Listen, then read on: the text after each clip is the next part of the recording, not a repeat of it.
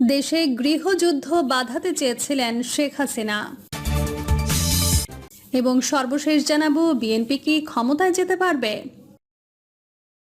এতক্ষণ শুনছিলেন সংবাদ শিরোনাম, এবার বিস্তারিত। দেশে গৃহযুদ্ধ বাধাতে চেয়েছিলেন শেখ হাসিনা। ক্ষমতা হারানোর 1 বছর পরও নিজের কৃতকর্মের জন্য কোনো অনুশোচনা নেই শেখ হাসিনার এবং তার দোসরদের। বরং রাষ্ট্রের বিভিন্ন সংস্থাকে উস্কে দিয়ে দেশে গৃহযুদ্ধ বাঁধানোর চেষ্টা করেছে হাসিনা। তবে তার সেই চেষ্টা ব্যর্থ হয়। গতকাল বৃহস্পতিবার আন্তর্জাতিক অপরাধ ট্রাইব্যুনাল 1-এ চিফ প্রসিকিউটর মোহাম্মদ তাজুল ইসলাম এই কথাগুলো বলেন। শেখ হাসিনার সহ 3 আসামির বিরুদ্ধে মামলায় আজ যুক্তিতর্ক উপস্থাপন শেষ হয়েছে। তাজুল ইসলাম বলেন, রাষ্ট্রের মধ্যে শেখ হাসিনা একটা সিভিল ওয়ার গৃহযুদ্ধ লাগানোর চেষ্টা করেছেন। সেনাবাহিনীকে বলার চেষ্টা করেছেন, তোমাদের অফিসারদের বিচার হয়, তোমরা কেন রুখে দাঁড়াচ্ছ না? শেখ হাসিনার পাশাপাশি এই মামলার অপর 2 আসামি হলেন সাবেক স্বরাষ্ট্রমন্ত্রী আসাদুজ্জামান খান এবং পুলিশের সাবেক মহাপরিদর্শক চৌধুরী আবদুল্লাহ আল মামুন। এর মধ্যে মামুন নিজের দোষ স্বীকার করে অ্যাপ্রুভার হয়েছেন। ট্রাইব্যুনালে গতকাল চিফ প্রসিকিউটর তাজুল ইসলাম বলেন, যারা এখানে আসামি হয়েছেন তাদের মধ্যে কোনো অনুশোচনা নেই। এত বড় অপরাধ করেছেন, দুনিয়ার সবাই জানে এই অপরাধটি সংঘটিত হয়েছে। তিনিও জানেন, কিন্তু কখনোই তার মধ্যে কোনো ধরনের অনুশোচনা পরিলক্ষিত হয়নি। উল্টো যারা তার বিরুদ্ধে মামলা করেছেন, সাক্ষ্য দিচ্ছেন, তাদের হত্যা করার হুমকি দিয়ে যাচ্ছেন, তাদের বাড়িঘর ধ্বংস করে দেওয়ার কথা বলছেন, তাদের লাশগুলো বঙ্গোপসাগরে ফেলে দেওয়ার কথা বলছেন। সর্বশেষ শেখ হাসিনা রাষ্ট্রের বিভিন্ন সংস্থার মধ্যে গণ্ডগোল লাগানোর চেষ্টা করেছেন। তিনি সেনাবাহিনীকে উস্কে দেওয়ার চেষ্টা করেছেন। সেনাবাহিনীকে বলার চেষ্টা করেছেন, তোমাদের অফিসারদের বিচার হয়, তোমরা কেন রুখে দাঁড়াচ্ছ না? রাষ্ট্রের মধ্যে একটা সিভিল ওয়ার গৃহযুদ্ধ লাগানোর চেষ্টা করেছেন, কিন্তু বাংলাদেশের দেশপ্রেমিক সেনাবাহিনী সেই পাতা ফাঁদে পা দেয়নি। বাংলাদেশের জনগণ সেই পাতা ফাঁদে পা দেয়নি। যারা পারপিট্রেটর ছিল তাদের বিচারের মুখোমুখি করার জন্য তাদের অঙ্গীকারের প্রতি দৃঢ় আছেন। আদালতে তাদের নিয়ে এসেছেন। বিচারের প্রক্রিয়া স্মুথলি সামনে পরিচালিত হচ্ছে। বাংলাদেশ সামনের দিকে এগিয়ে যাচ্ছে। কোনো উস্কানিতে কেউ পা দেয়নি। এরকম নিষ্ঠুর হত্যাযোগ্য পুরো প্রজন্মকে হত্যা করে ফেলার চেষ্টা, 35,000 মানুষকে আহত করা, অঙ্গহানি করা, এরপরও সামান্যতম রিমর্স না থাকা। এখানে শিশু ছিল, নারী ছিল, মজুর ছিল, ছাত্র ছিল, তাদের হত্যা করতে তার বুক কাঁপেনি। এখন পর্যন্ত তার মধ্যে কোনো অনুশোচনা নেই। সুতরাং সর্বোচ্চ শাস্তিটা তার অবশ্যই প্রাপ্য। জুলাই আগস্ট আন্দোলনের সংঘটিত গণহত্যা এবং মানবতা বিরোধী অপরাধের মামলায় ক্ষমতাচ্যুত প্রধানমন্ত্রী শেখ হাসিনা ও সাবেক স্বরাষ্ট্রমন্ত্রী আসাদুজ্জামান খান কামাল সহ 3 জনের বিচার কাজ সম্পন্ন হয়েছে। আগামী 13 নভেম্বর এই মামলার রায়ের দিন নির্ধারণ করবেন আন্তর্জাতিক অপরাধ ট্রাইব্যুনাল। বিএনপি কি ক্ষমতায় যেতে পারবে? গণঅভ্যুত্থানে ফ্যাসিস্ট হাসিনার পতনের পর জনগণের মধ্যে এই ধারণা প্রবল হয়ে উঠেছিল। নির্বাচন হলে দীর্ঘ 1.5 দশক ধরে গণতন্ত্র পুনরুদ্ধারে ফ্যাসিজমের বিরুদ্ধে লড়াই করা বিএনপি বিপুল সংখ্যাগরিষ্ঠতা নিয়ে অনায়াসে ক্ষমতায় আসবে। এমনকি কার্যক্রম নিষিদ্ধ হওয়া আওয়ামী লীগের নেতা কর্মীদেরও বদ্ধমূল ধারণা ছিল বিএনপি ক্ষমতায় আসছে।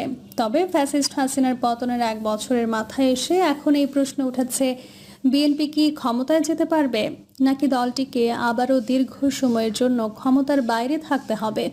চলতে ফিরতে দূরের কাছের কিংবা সাধারণ মানুষের সাথে যখন আলাপে আলাপে জানতে চাই, তখন তাদের বেশিরভাগের কথার মধ্যে বিএনপির ক্ষমতায় যাওয়ার বিষয়টি সন্দেহের ব্র্যাকেটের মধ্যে বন্দী হয়ে পড়ে। সংশয়, সন্দেহ এবং শঙ্কার বিষয়টি ফুটে ওঠে। হতে পারে নিজস্ব গণ্ডির মধ্যে যতজনের সাথে কথা হয় তার বাইরে সন্দেহ, সংশয় না থাকার সংখ্যা বেশি।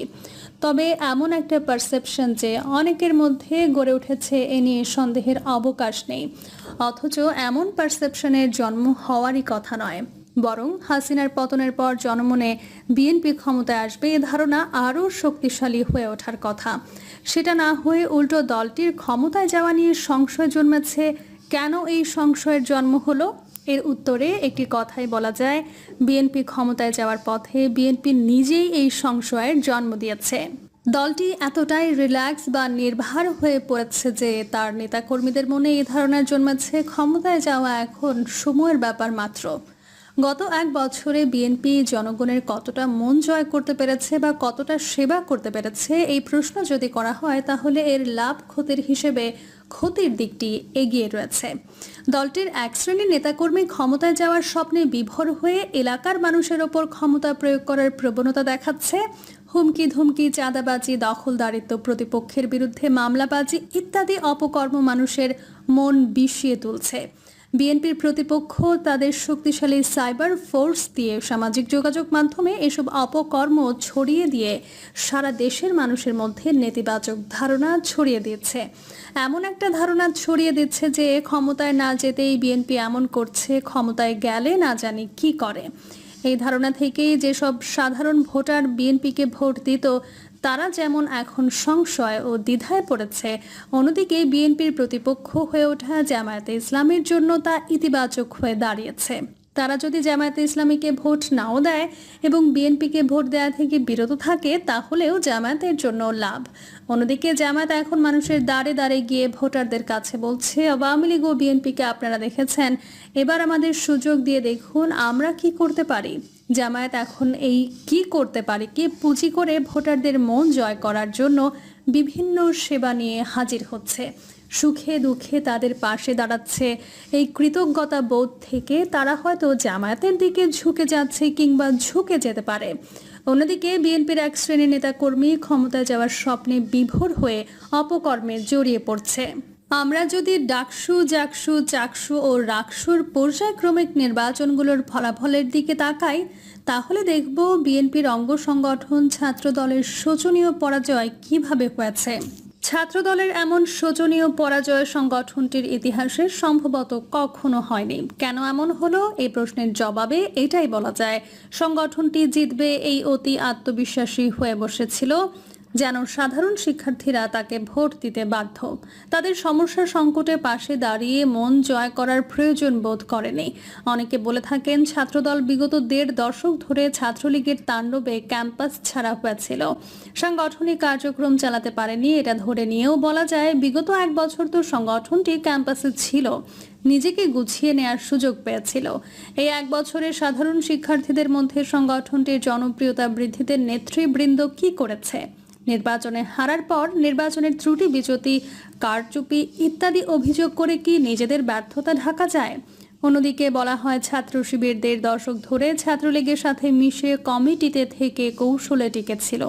এটা ধরে নিয়েও বলা যায় সংগঠনটি এই বদনাম ঘুচানোর জন্য গত এক বছরে সাধারণ শিক্ষার্থীদের মন জয় করার সব ধরনের পদক্ষেপ নিয়েছে এবং তাদের আস্থা অর্জন করেছে।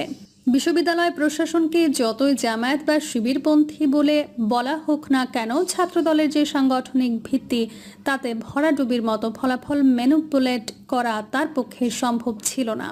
সাধারণ শিক্ষার্থীরাও এতটা অসচেতন নয় যে ফলাফল উল্টে দেয়া মেনে নেবে। তারা ভোট দিয়েছে মেধা এবং তাদের সেবা এবং স্বার্থ রক্ষায় যারা সক্ষম তাদেরকে। ছাত্রদলের ভরাডুবির ক্ষেত্রে এই বিষয়টিও আলোচিত হয়েছে।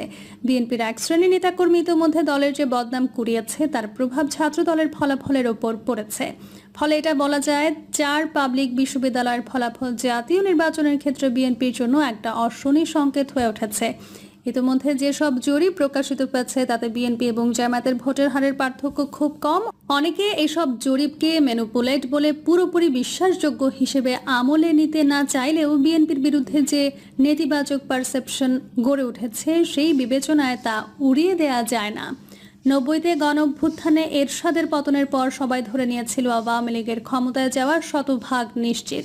সে সময় পত্রপত্রিকায় এমন প্রতিবেদনও প্রকাশিত হয়েছিল আওয়ামী লীগের কোনো নেতা মন্ত্রী হবেন তা ঠিক হয়ে গেছে। তারা স্যুট কোটও বানাতে দিয়েছিলেন। বিএনপির নেতাকর্মী এবং সমর্থকরাও তা মেনে নিয়ে বিরোধী দলে বসার প্রস্তুতি নিয়ে রেখেছিল। কারণ বিএনপির এমন পরিস্থিতি ছিল যে ৩০০ আসনের অধিকাংশ আসনে জেতার মতো প্রার্থী ছিল না। এমন প্রার্থী অনেক দিয়েছিল যাদেরকে দেশের মানুষ চিনত না।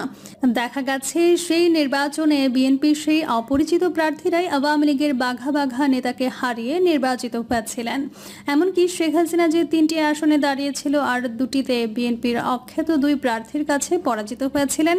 তিনি ঢাকার ৭, ঢাকা ১০ এবং গোপালগঞ্জ সহ ৩টি আসনে প্রার্থী হয়ে শুধু গোপালগঞ্জ ছাড়া বাকি দুটিতে বিএনপি প্রার্থীর কাছে হেরে গিয়েছিলেন। ঢাকার 7 আসনে সে সময় অপরিচিত সাদেক হোসেন খোকা এবং ঢাকা 10 আসনে আব্দুল মান্নানের কাছে হেরেছিলেন। এটা ছিল শেখ হাসিনার জন্য বড় আপসেট এবং অসম্মানেরও বটে। গোপালগঞ্জ ছাড়া অন্য কোনো এলাকায় প্রার্থী হলে তার প্রধানমন্ত্রী হওয়াই অসম্ভব হয়ে পড়ত। 91 নির্বাচনে আওয়ামী লীগের ক্ষমতায় না যাওয়ার কারণ ছিল অতি আত্মবিশ্বাস এবং ক্ষমতায় যাওয়ার সময়ের ব্যাপার মাত্র মানসিকতার কারণে। অথচ বিএনপি দুর্বল সাংগঠনিক কাঠামো নিয়ে সরকার গঠনের প্রয়োজনীয় 151 আসন না পেলেও 140টি আসন পেয়েছিল। প্রিয় দর্শক, এই ছিল এখনকার সর্বশেষ সংবাদ। আপডেট সব সংবাদ পেতে চ্যানেলটি সাবস্ক্রাইব করে বেল আইকনটি ক্লিক করে রাখুন।